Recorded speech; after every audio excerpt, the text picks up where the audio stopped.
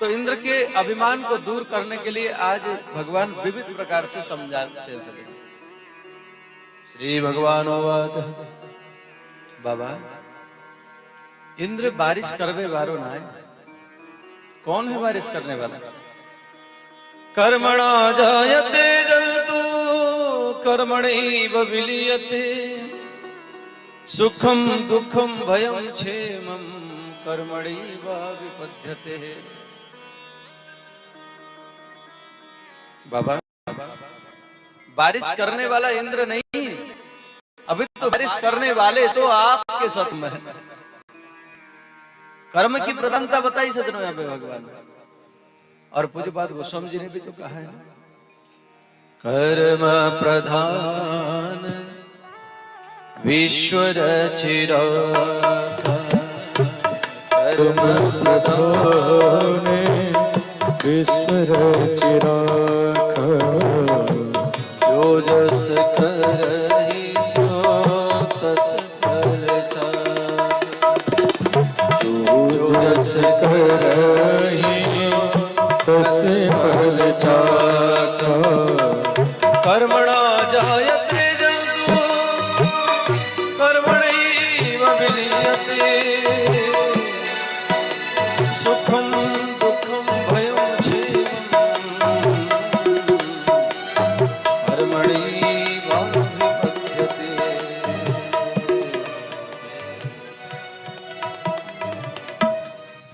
समझाते हैं बाबा। ब्रजवासी सभी एकत्रित हुए थे।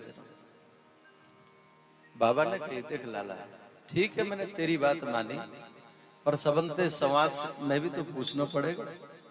कहीं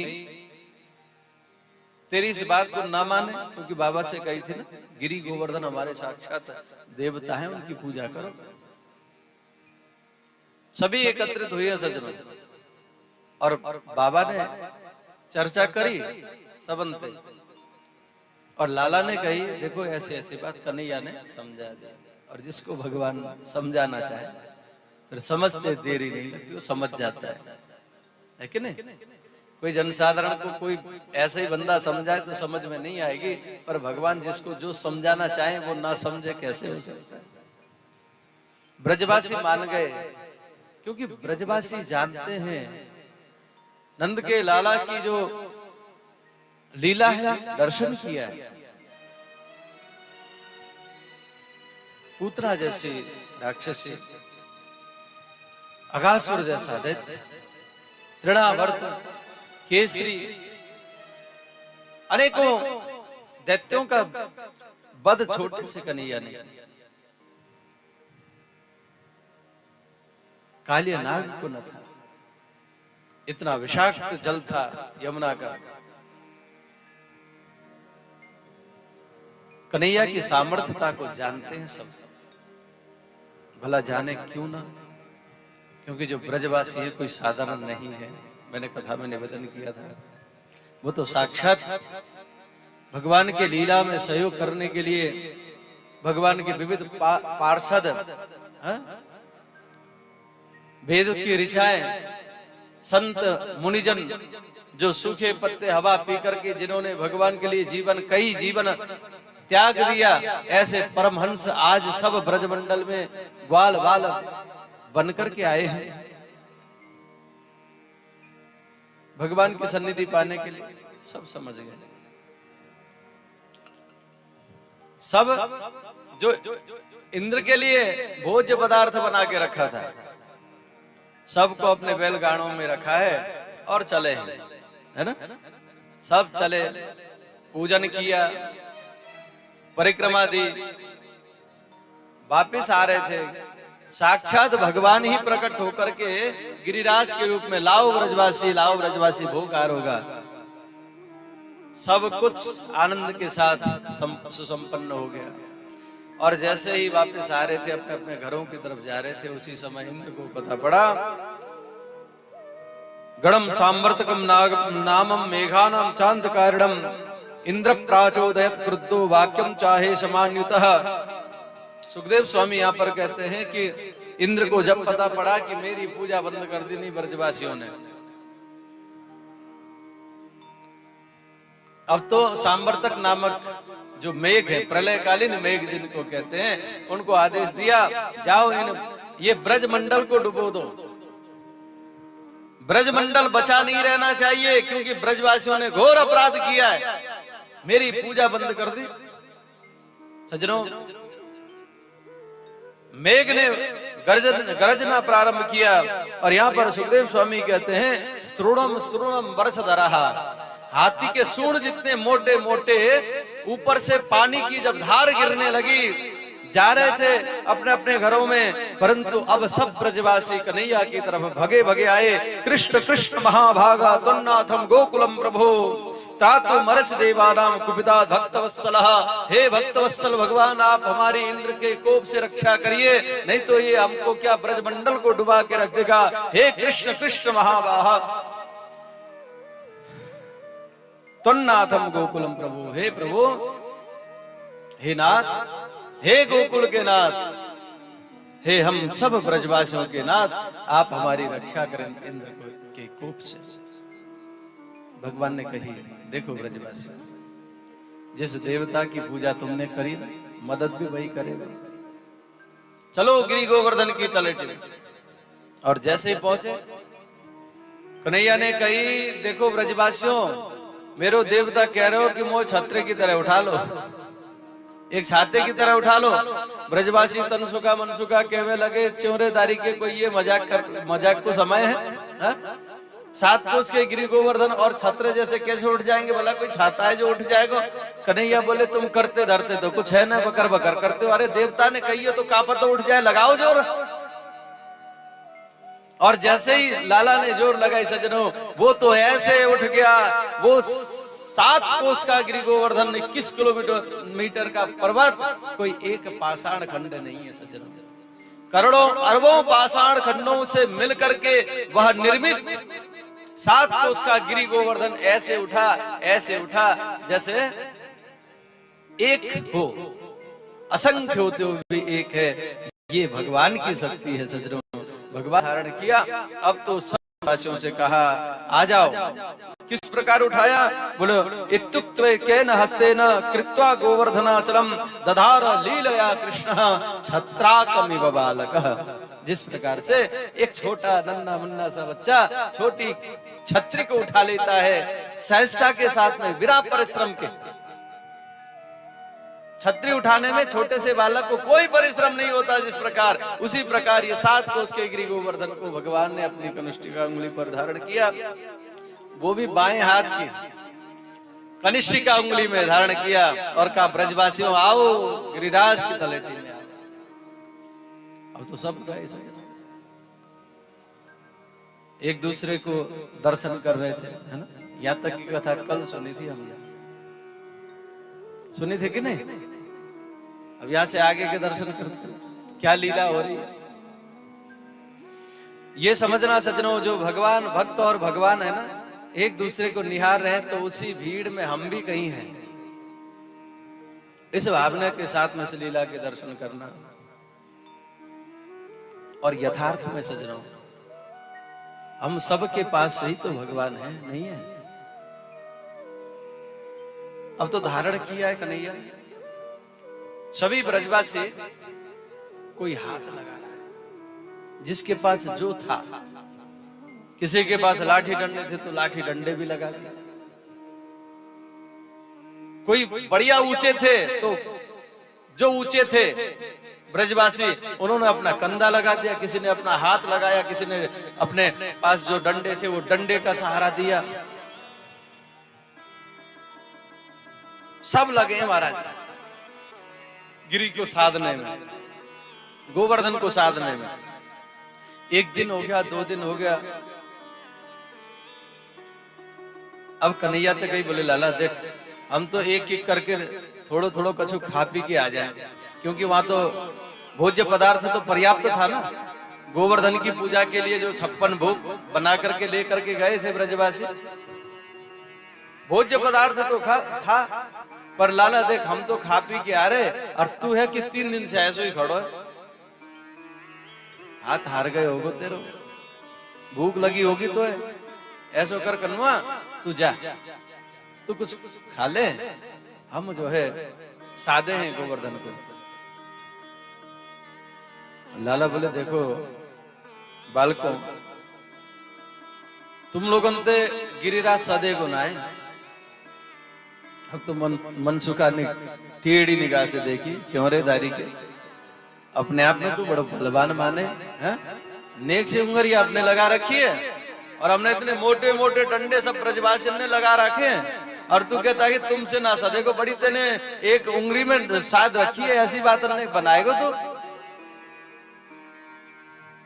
मानने को तैयार नहीं ब्रजवासी। कन्हैया ने कहे तो ठीक है फिर ऐसा करो, तुम साध लोगे ना? बोले हाँ भैया साध लेंगे। तू तो छोड़ दे, जा खा पी करके आ। और सज्जनों भगवान ने थोड़ी सी उंगली क्या हटाई, जिनके कंधे लगे थे वो दबने लगे, जिनके डंडे लगे थे वो कड़कड़ करके टूटने लगे। अब तो गिरी गोवर्धन भगवान ने जितना छोड़ा उतना नीचे आ गए। अरे भैया रे कन्हैया शादियों रे भैया। अब पुनः भगवान ने जो है उंगली लगाई और यथावत गिरी गोवर्धन। अब तो सब ब्रजवासी एक दूसरे को मोड़ो ताकने लगे। क्यों रे क्या बात है, यहाँ तो कुछ अलग ही लीला मालूम पड़े। करते करते सज्जनों ब्रजवासी ने एक एक करके सब कुछ छोड़ दिया। जिसने डंडा लगा था उसने डंडा छोड़ दिया, कंधा लगाया था कंधा हटा दिया, हाथ का सहारा जो दे रखा था हाथ का सहारा भी हटा दिया। अब तो क्या देखते हैं, कन्हैया की केवल कनिष्ठिका उंगली के नखाग्र भाग पर गिरी गोवर्धन टिके हुए। अब तो हाथ जोड़े हैं सब ब्रजवासी। ध्यान दीजिएगा, यहाँ पर बड़ा प्यारा सुंदर सिद्धांत है।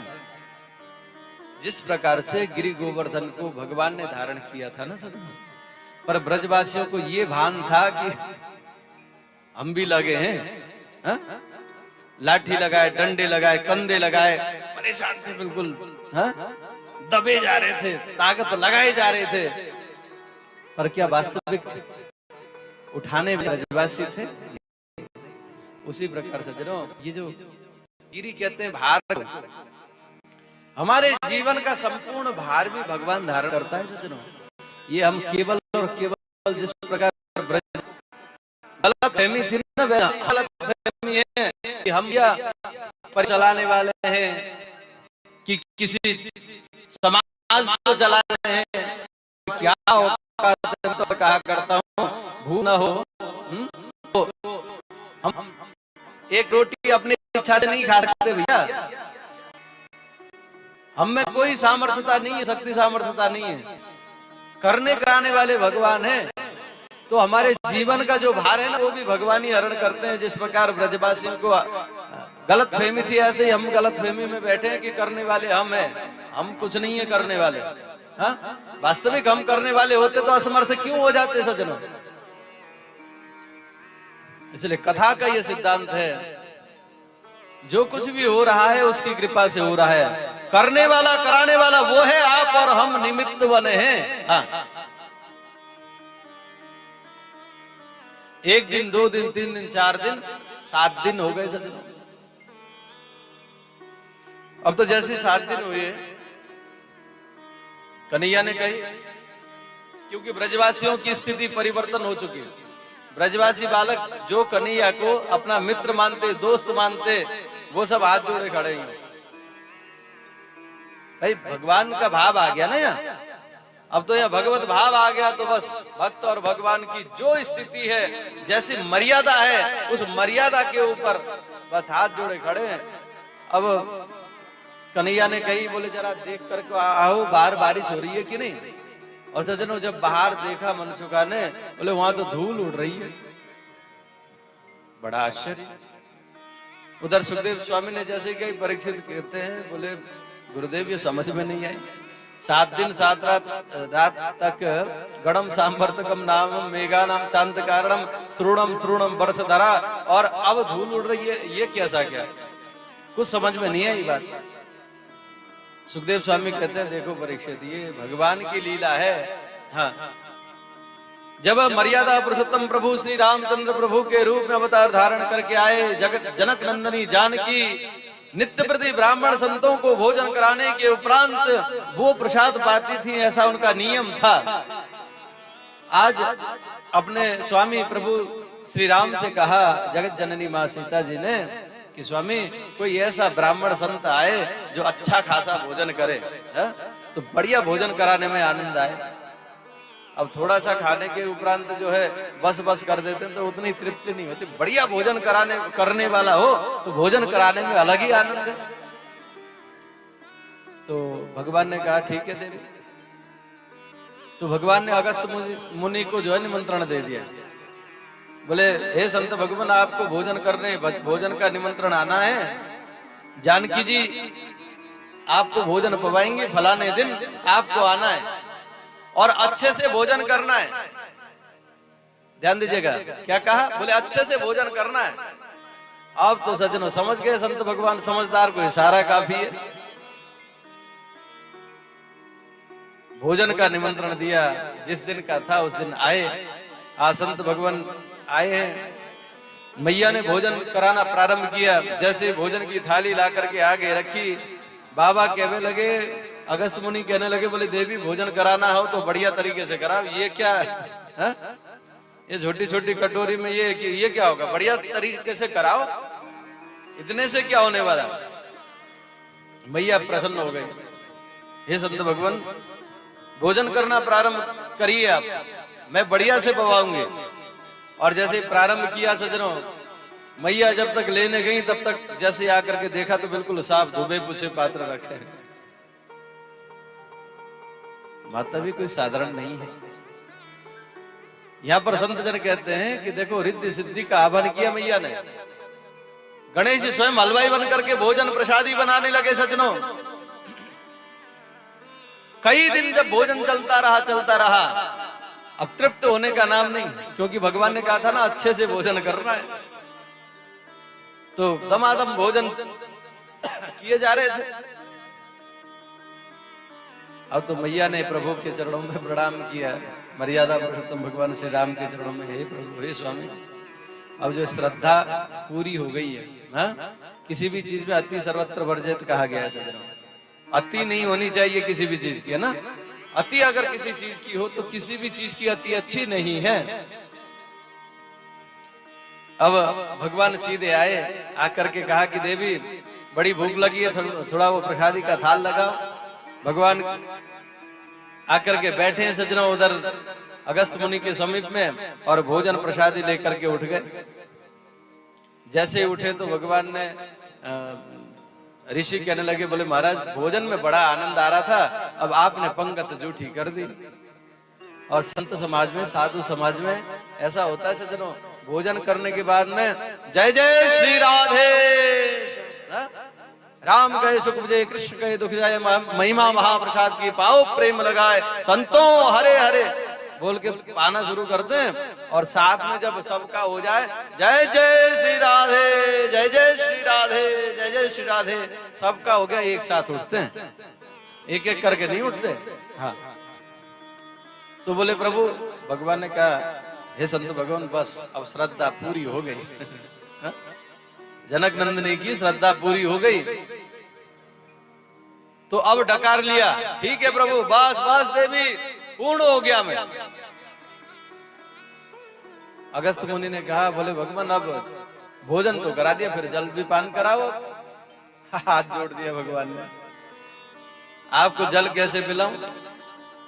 चुल्लू भर में उठा करके पी लिया समुद्र को आपने। हा? और जब त्राही त्राही होने लगी तो पुनः संत जन कहते हैं लघु शंका के माध्यम से छोड़ा, इसलिए खा रहा है जल समुद्र का। तो आपको जलपान कराने की सामर्थ्यता मुझ में नहीं है। हाँ,